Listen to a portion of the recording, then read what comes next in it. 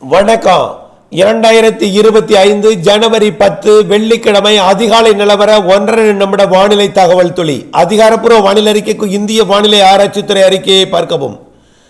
வங்கக்கடலில் உருவாகி இலங்கை நெருங்கி கொண்டிருக்கூடிய காற்று சுழற்சி கிட்டத்தட்ட இலங்கையின் கிழக்கு பகுதியை நெருங்கியது. இதன் காரணமாக இன்றைக்கு ஜனவரி 10 திருவள்ளூர், சென்னை, செங்கல்பட்டு மற்றும் புதுச்சேரி, விழுப்புரம், மயிலாடுதுறை, நாகப்பட்டினம், திருவாரூர், தஞ்சாவூர், காரைக்கால், புதுக்கோட்டை, ராமநாதபுரம் மாவட்டங்களிலே இன்றைக்கு மதியம் ஆங்காங்கே கருமேகம் சூழ்ந்து தூறல் விழலாம்.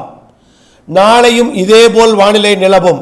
வரக்கூடிய ஞாயிற்றுக்கிழமை முதல் மழைப்பொழிவு தொடங்கி இருக்கிறது. குளிர்கால வடகிழக்கு பருவமழை வரக்கூடிய 12, 13 தேதிகளிலே தமிழ்நாட்டின் அனைத்து மாவட்டங்களுக்கும் மழை வாய்ப்பு தெரிகிறது.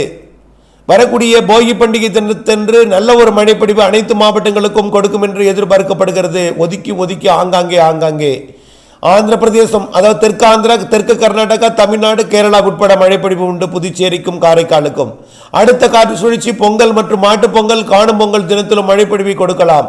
ஆனால் அந்த மழைப்பொழிவு தென் மாவட்டங்கள், மேற்கு தொடர்ச்சி மலை மாவட்டங்கள், உள் மாவட்டங்களுக்கு நல்லதொரு மழைப்பொழிவை கொடுக்கும் என்று எதிர்பார்க்கப்படுகிறது.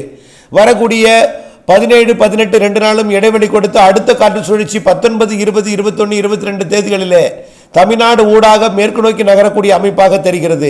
அது கண்டிப்பாக 19, 20, 21, 22 தேதிகளில் தென் மாவட்டங்களுக்கு கனமழை பொழிவு தெரிகிறது. டெல்டா தென் மாவட்டங்களுக்கும் உள் மாவட்டங்களுக்கும் மேற்கு தொடர்ச்சி மலை மாவட்டங்களுக்கும் 19, 20, 21 நல்ல மழை தெரிகிறது. அதேபோல் மீண்டும் ஒரு 2-3 நாள் இடைவெளி கொடுத்து மாத இறுதியிலே நல்ல மழைப்பொழிவு, இப்படி குளிர்கால மழைப்பொழிவு அடுத்தடுத்த நிகழ்வால் காத்திருக்கிறது. விரிவான அறிக்கையை பார்த்து பயன்பெறுக. அறுவடைக்கு இடையூறு கொடுக்கும். இடைவெளி அறிந்து அறுவடை செய்க. நன்றி.